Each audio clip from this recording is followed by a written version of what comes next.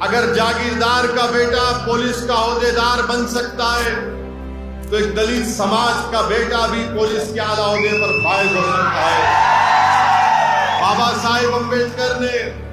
یہ بتا دیا سمویدھان کو دیکھ کر کہ اب سب انسان ہیں، کوئی بڑا چھوٹا نہیں ہے، سب برابر ہیں،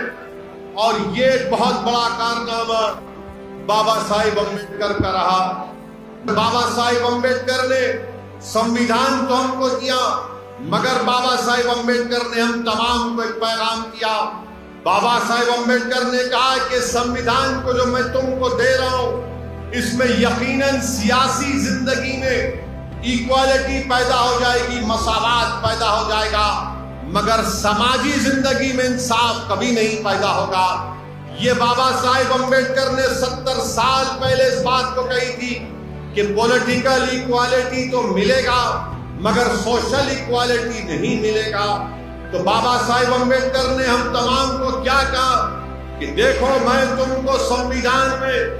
4 چیزیں دے کر جا رہا ہوں، یہ تمہارے ہتھیار ہے، یہ تم اس کو استعمال کرو تاکہ تم اس ملک میں عزت کے ساتھ اور پوری شان و شوکت کے ساتھ اپنی زندگی کو گزار سکو گے۔ کیا کہا بابا صاحب امبیڈکر نے؟ بابا صاحب امبیڈکر نے کہا کہ میں تم کو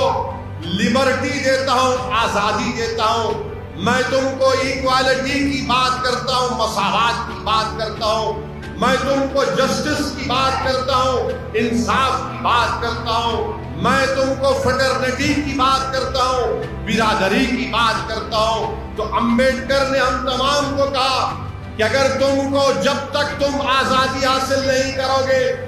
تم اپنی زندگی شان و شوکت کے ساتھ نہیں گزار سکو گے، جب تک تم مساوات کو حاصل نہیں کرو گے تم سے ناانصافی ہوتی رہے گی،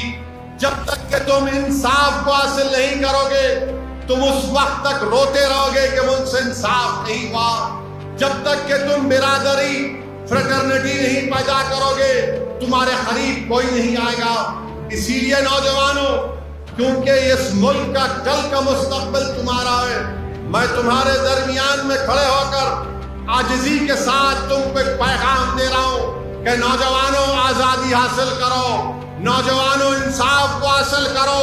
نوجوانوں مساوات کو ایکوالٹی کو حاصل کرو، نوجوانوں فریٹرنٹی کو حاصل کرو۔ یہ چاروں لفظ ہمارے کانسٹیٹیوشن کے پریامبل میں لکھے گئے،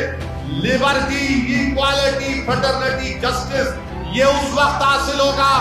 یاد رکھو میری اس بات